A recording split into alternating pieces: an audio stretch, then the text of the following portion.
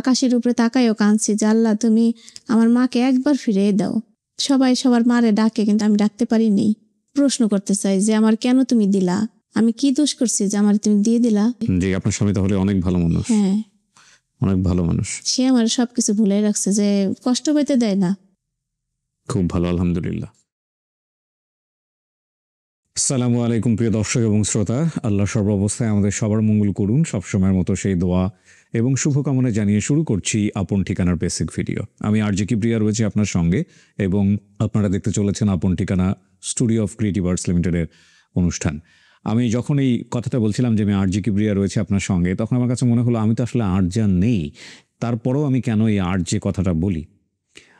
বাংলাদেশের মানুষ আমাকে আরজে কিবরিয়া নামেই চেনে, সে কারণেই বলা। বাট টু বি অনেস্ট, যদি আমাকে বলেন, আমি আসলে নামের আগে পিছে কোনো কিছু লাগিয়ে এটা সারা জীবন ক্যারি করার পক্ষপাতী না, ডেফিনেটলি না।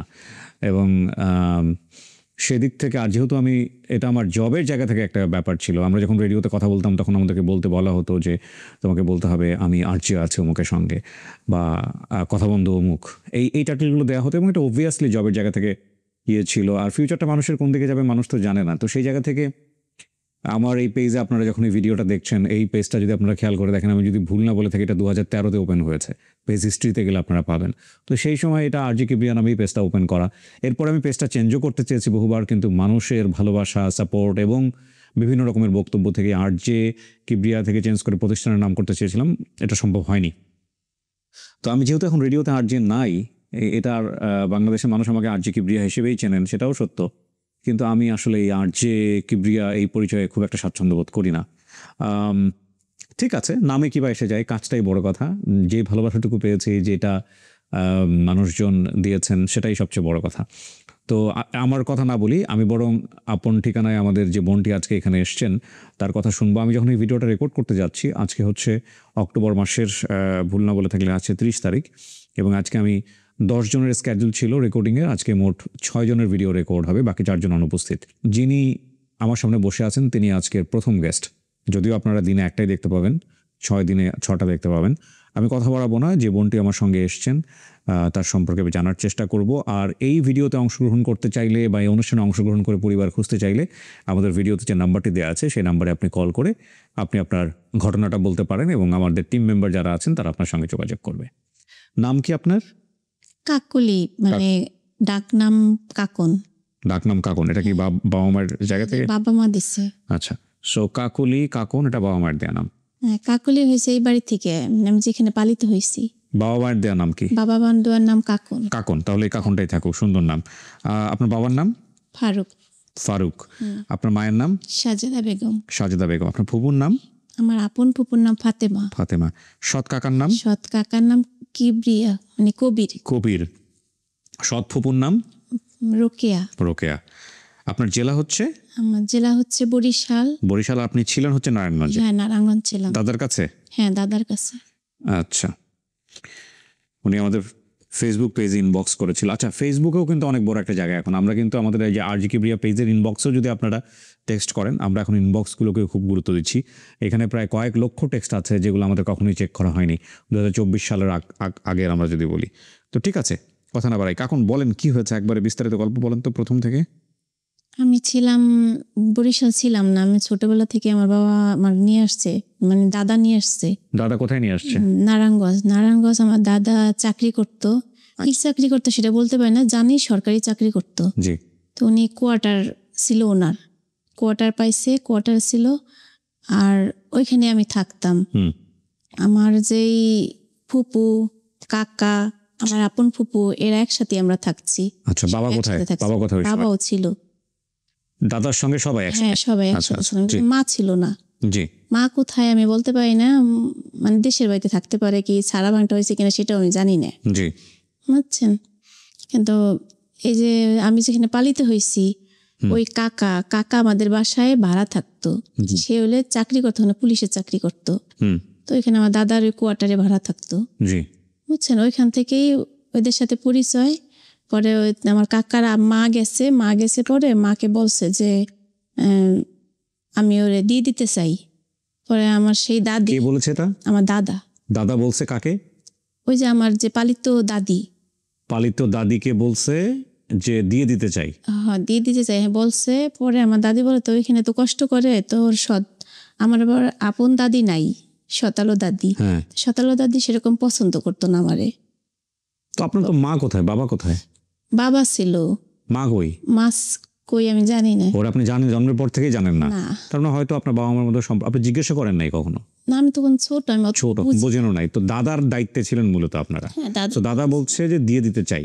হ্যাঁ পরে আমার ওই দাদিকে মানে আমার যে পালিত কাকা তার মাকে দিছে। তার মা বলছে যে তা আপনার নাতিটা আমাকে দিয়ে দেন, আমি একেবারে নিয়ে যাব। উনি বল তাহলে নিলে আপনি দাবি করে একেবারে নিয়ে যাবেন, আর ওকে পরিচয় দিব না। কে বলছে এটা? আমার দাদা বলছে। কি বলেন? বুঝছেন, পরিচয় দিতে আমাদের পরিচয় আপনি দিবেন না, মানে সেটা আমার মানে দাদি বলছে। মানে এই যে এই দাদির সাথে আমার থাকা এতকাল, ওই দাদি বলছে আমার এইভাবে তোমার আনছি। মানে কি কথা হয়েছে তাদের সাথে, কি না হয়েছে আমি তো জানি না, কিন্তু আমাকে যেটা বলছে আমি সেটা শুনছি। বুঝছেন, তারপর আমি এইখানেই আসি। কিন্তু আমি দাদিরে বলছি, দাদি আমার দাদার নামটা বলেন, আমার দাদার নাম কি? যেহেতু এখানে ছিলেন, আমার কাকা ছিল, আমাদের বাসায় যখন ভাড়া থাকতো, একজনের বাসায় ভাড়া থাকলে তো অবশ্যই তার নাম জানে। পরে অনেক বছরের আগের কথা তো মনে নাই, মানে ছোটবেলা তো আমি এটা বুঝি নেই। আমার ফুপুর একটা ছবিও ছিল, আমার শতালো ফুপু আর সৎ কাকার ছবি ছিল, সেই ছবি আমি বুঝি নাই তো ছোটবেলা ছিঁড়ে ফিরে ফেলেছি। তো আপনাকে নিয়ে যাওয়ার পরে আপনার দাদি, মানে সম্পর্কের দিক থেকে হচ্ছে আপনার দাদি, সে আর কোনোদিনও আপনার দাদার পরিবারে নিয়ে আসে নাই আপনাকে? না, যোগাযোগ করে নাই? না। আপনার দাদার সম্পর্কে জিজ্ঞেস করেন? আপনি তো ওনার সাথেই আছেন, এখনো বেঁচে আছে? দাদি মারা গেছে। তো মারা যাওয়ার আগে বলে যায় নাই যে আপনার বাড়ি কোথায়, কোথা থেকে, কি অবস্থা? আমি অনেকবার জিজ্ঞেস করছি, বলছি যে দাদি আমার বলেন, আমার দাদার নামটা বলেন। আমি না বলেন না যাই, নামটা বলেন। না তো আমি নাম ভুলে গেছি, জানি না, মনে নাই। আর তোর দাদা একেবারে দিয়ে দিছে, বলছে আর কোনোদিন ওরে আমাদের পরিচয় দিবেন না। বুঝছেন, তার ওইটা বলছে। পরে আমার দাদি বলছে যে আমি বলছি আমার দিল কিসের জন্য? বলে যে তোমার দিছে তোমার, আমার ওই দাদা বলছে, আমার নিজের দাদা বলছে যে ও আপনি ওটা নিয়ে যান, যদি না নেন ও থাকলে আমার ছেলের আর ভালো জায়গায় বিয়ে দিতে পারবো না, এই কারণে আমার দিয়ে দিছে, যে একটা মেয়ে থাকলে ভালো জায়গায় একটা ভালো মেয়ে আসবে না। আচ্ছা, এটা বলছে আমার দাদি, যে বলছে তোর দাদা। ওকে, ওই পর্যন্তই আমি অনেক কান্নাকাটি করছি, জানতে চেষ্টা করছি, কিন্তু পাইনি, ঠিকানা খুঁজে পাইনি। তো আপন ঠিকানার এই অনুষ্ঠানটা দেখছি, আমার স্বামী বলে যে তুমি তো অনেক কান্নাকাটি করছো, অনেক চেষ্টা করতেছো, বাপ মার জন্য কান্নাকাটি করো, তা তোমার দেখি নিয়ে পাও কিনে। তো আমার আশা যে এখানে আসছি আমার বাবা মারে জানি পাই। এত বছর কান্নাকাটি করেন নাই? এত বছর কিছু বলেন নাই? হ্যাঁ বলছে, মানে আমার তো চিনি না, জানি না, দাদার ঠিকানা জানি না, যে আমি কিভাবে যাব। আপনি বিয়ে করেছেন কত বছর? বিয়ে হয়েছে এই 15 বছর। 15 বছর। তো 15 বছর ধরে কি স্বামীকে বলতেন? দাদি মারা গেছে কবে? দাদি মারা গেছে আজকে 4 বছর। তো এই এতদিন ধরেও দাদির কাছ থেকে বের করা গেল না? এটা কোনো কথা?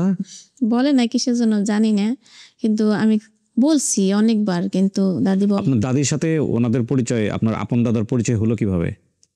ওই যে বললাম যে আমার দাদির ছেলে, মেজুন সেজু ছেলে আমাদের ওই বাসায় ভাড়া থাকতো। উনি বেঁচে নাই?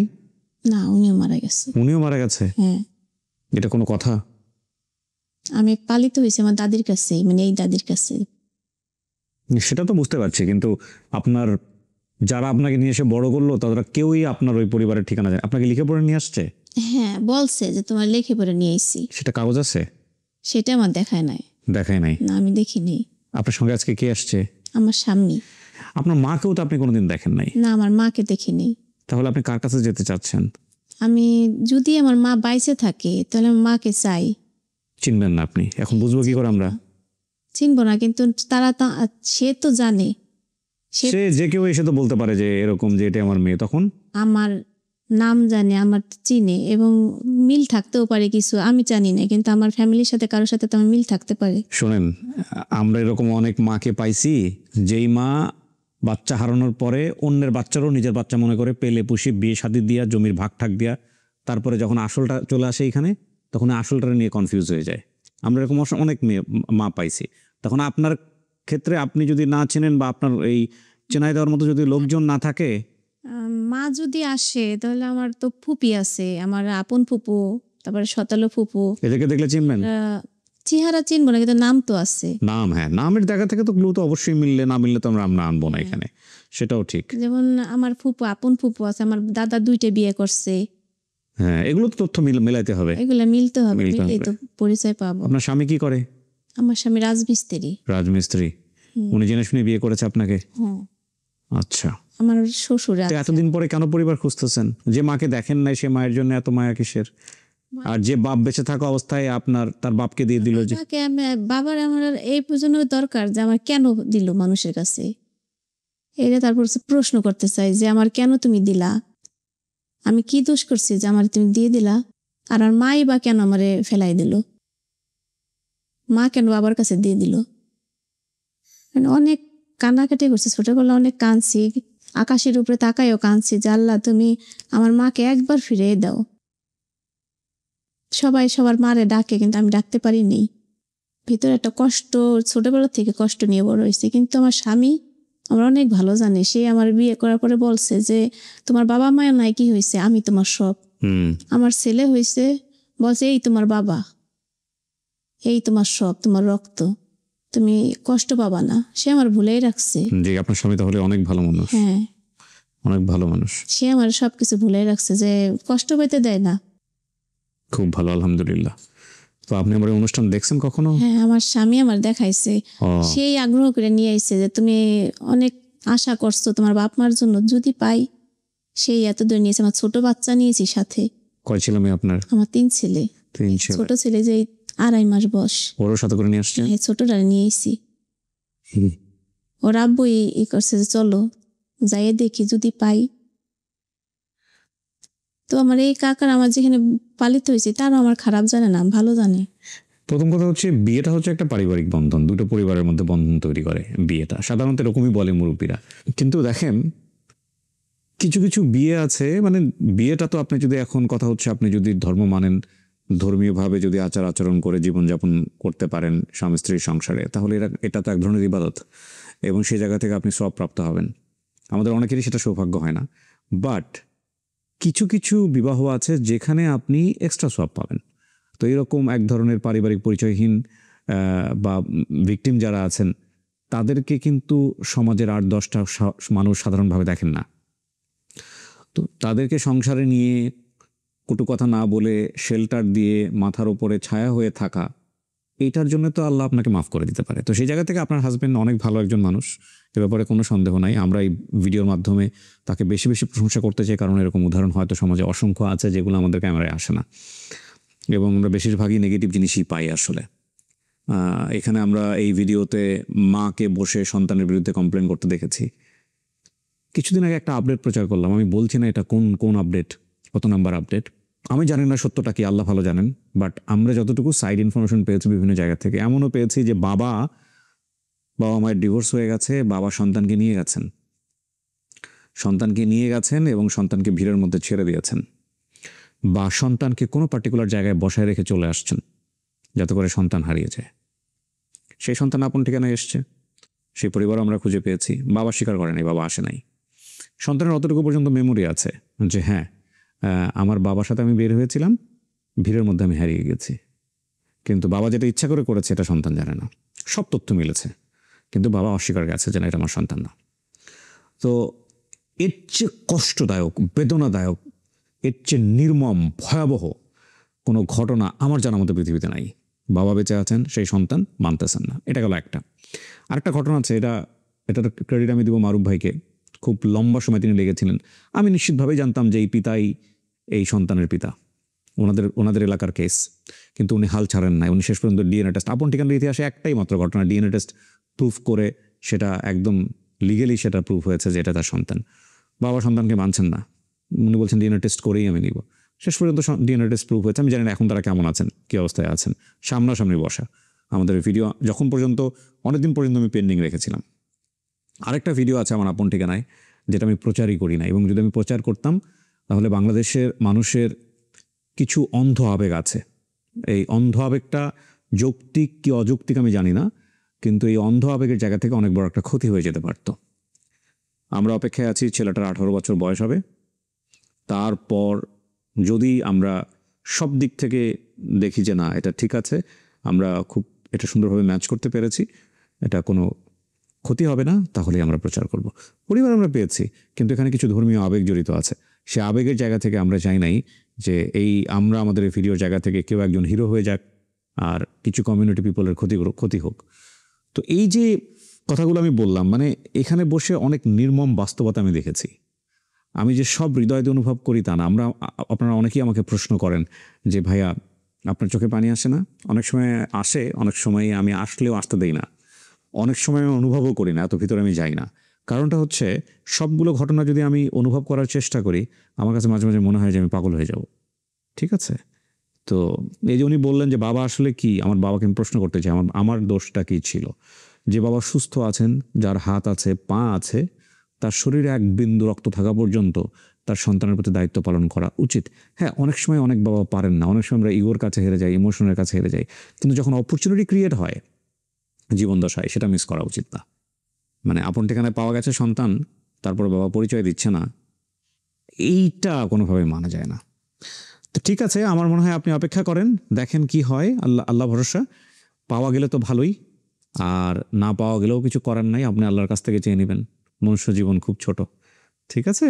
তবে আপনি নিরাশ হবেন না, আপনি পাবেন ইনশাল্লাহ, এটা মনে করেই যান। আমি এতদিন পর, মানে 30 বছর পরেই ঢাকা আসলাম। এর আগে কখনো ঢাকা না, আসি নাই কষ্ট যে যেই দেশে থেকে আমি চলে গেছি একবার, ওই দেশে আর যাবো না। আপনি কি ঢাকা থেকে গেছিলেন? হ্যাঁ, ও, এই নারায়ণগঞ্জ থেকে আমি চলে গেছি, ওই তো কাছাকাছি, ঢাকার কাছাকাছি। তারপরে আর ফিরে আসিনি। এই যে আজকে 30 বছর পরে যে আসলাম। আল্লাহ ভরসা। তাও বাবা মার খোঁজেই, দেখা যাক কি হয়, কপালে কি আছে। বাবা মার কাছ থেকে ত্যাগ হয়ে চলে গেছি, এখন আবার তাদের খোঁজেই আসছি। প্রিয় দর্শক এবং শ্রোতা, আমরা অপেক্ষা করবো একটা ভালো সংবাদের জন্য। তাওয়াক্কাল তু আল্লাহ। আসসালামু আলাইকুম।